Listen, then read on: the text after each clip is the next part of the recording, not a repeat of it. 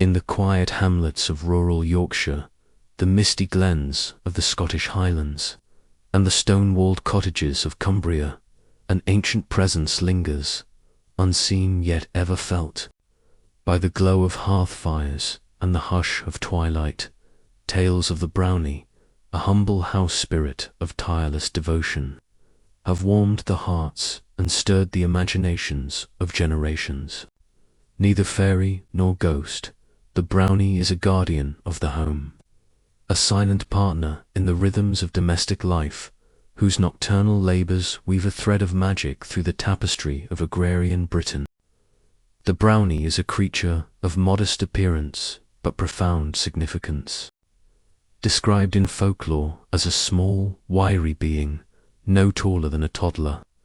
Its skin is the colour of rich earth, its hair a shaggy tangle like moss or straw. Its eyes, bright and knowing, gleam with a quiet wisdom, and its nimble fingers move with the dexterity of a master craftsman. Clad in tattered rags or nothing at all, the Brownie shuns ostentation, its humility a reflection of its purpose.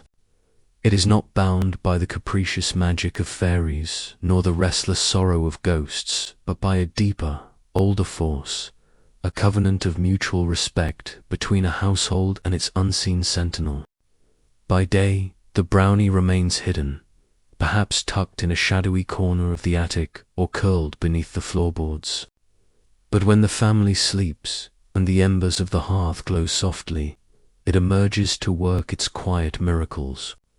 Floors are swept clean of dust, the churn yields butter as smooth as silk, and the fire is stoked to greet the dawn. A torn apron might be mended with stitches so fine they seem spun by moonlight, or a dulled scythe sharpened to a razor's edge. In barns, the Brownie tends to livestock, ensuring the cows give milk and the hens lay eggs. In mills, it keeps the grindstones turning smoothly, and in rare cases, it has been known to watch over rural churches, polishing pews or tidying hymnals under the watchful eyes of saints.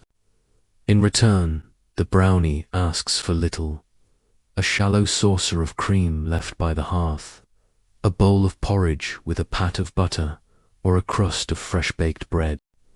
These offerings are not payment, but tokens of gratitude, a sign that the household honours the unspoken pact. The Brownie is the soul of a home, says Dr. Rowena Kincaid, a folklorist at St. Andrews University. It thrives on reciprocity. Give a little, and it gives much in return. It's a reminder of the values that once held communities together: hospitality, humility, and care for one another. Yet for all its kindness, the Brownie is a creature of delicate sensibilities. Its bond with a household is fragile, easily broken by misunderstanding or disrespect. The most grievous offence is to offer it clothing, a well-meaning gesture that the Brownie interprets as an attempt to domesticate or demean it. A new cap, a woven shawl, or even a pair of knitted socks will send it fleeing into the night, never to return.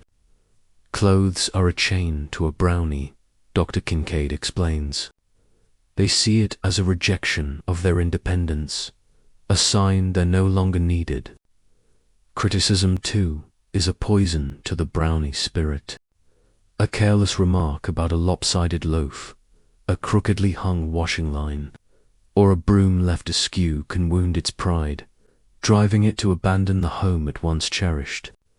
In a famous tale from Peeblesshire, recorded in the 19th century, a crofter's family enjoyed years of a Brownie's aid, their hearth gleaming and their pantry always full. One winter, the youngest daughter, hoping to thank the creature, spent weeks knitting a woolen cap as red as holly berries. She left it by the fire, whispering words of gratitude. The next morning, the cap was gone and the hearth was cold. A faint cry echoed from the hills: "A cap and a sock, and I'll work no more." The family never saw their Brownie again, and their fortunes dwindled as if the spirit had taken the home's luck with it. Such stories are not mere fancy to the rural folk of Britain. In the Scottish borders, elders still speak of the Loch Lomond Brownie, a spirit said to have tended a remote farm for 3 generations, milking cows and mending harnesses under the cover of night. When the farm was modernized with electric lights in the early 20th century, the Brownie vanished, retreating to the misty hills.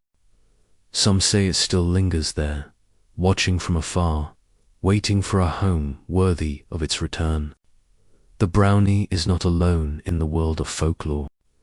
Its counterparts exist across cultures, each reflecting the values of the people who tell their tales.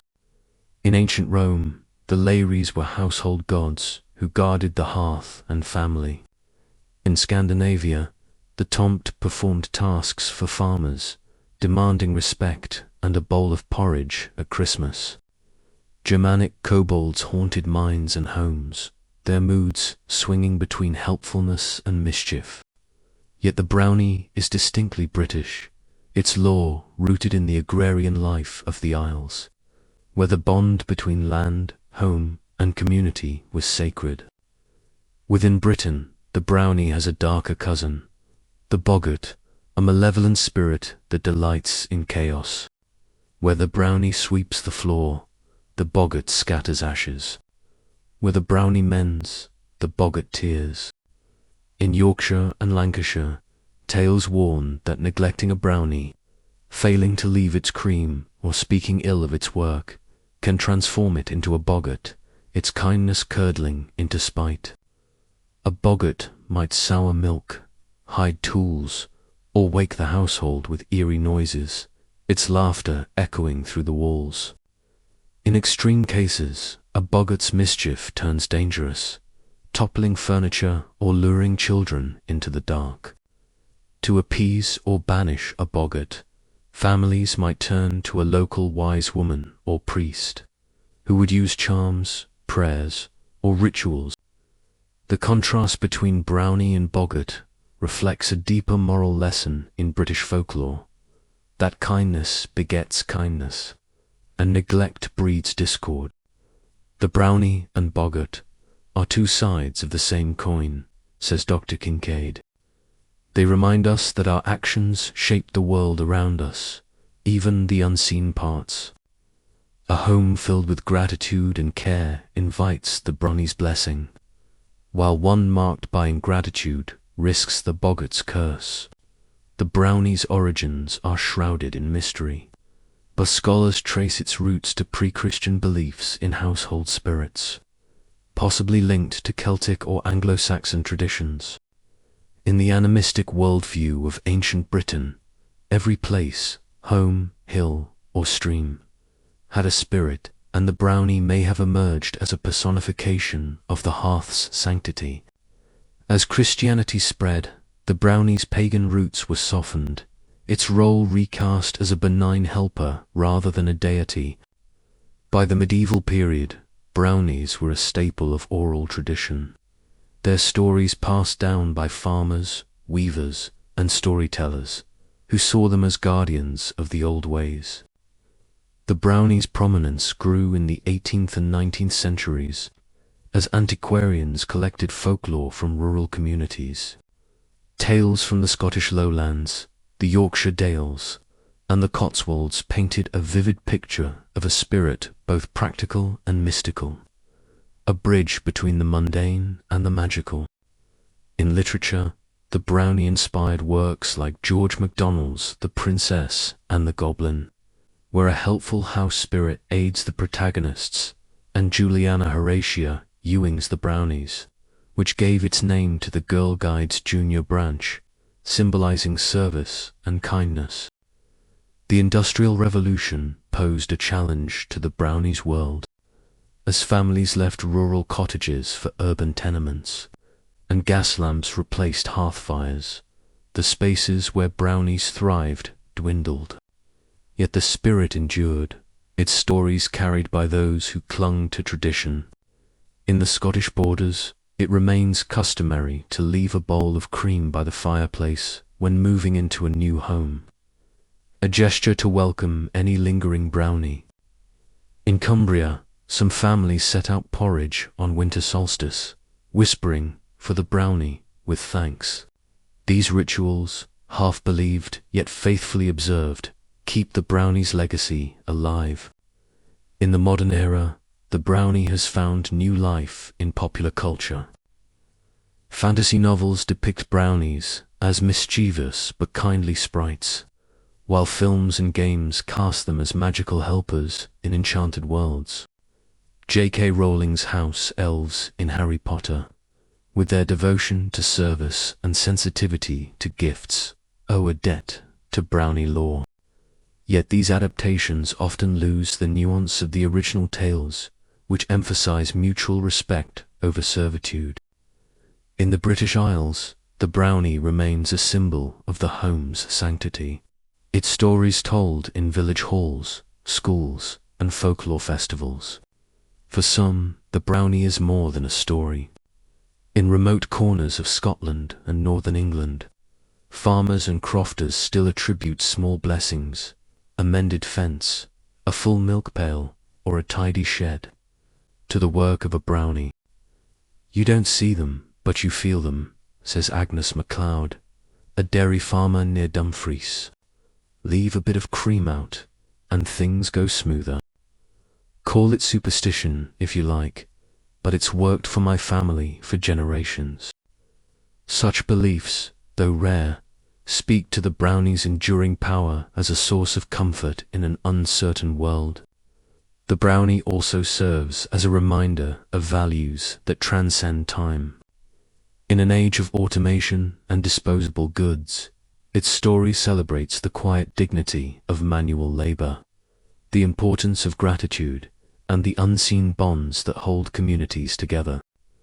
To leave a saucer of cream is to acknowledge the invisible hands that sustain us, whether those of a spirit, a neighbor, or a forgotten ancestor. So, the next time you wake to a mysteriously tidy kitchen, a fire that burns brighter than expected, or a task completed before dawn, pause before dismissing it as chance. Set out a dish of cream by the hearth, or a crust of bread with a murmured thanks. Speak no praise nor complaint, and cast a glance at the shadows, where something small and kind might be watching. For if the brownie still walks among us, it does so with silent steps and a heart attuned to the rhythm of the home, ready to lend a hand, so long as it is never demanded. And beware the temptation to leave a cap or cloak, lest you drive the brownie away and invite the boggart's mischief. In the dance of light and shadow that is British folklore, the brownie remains a gentle partner, its presence a testament to the magic that lingers in the places we call home. Many thanks for treading this tale's dark path. If its chill gripped you, like, subscribe, and comment below.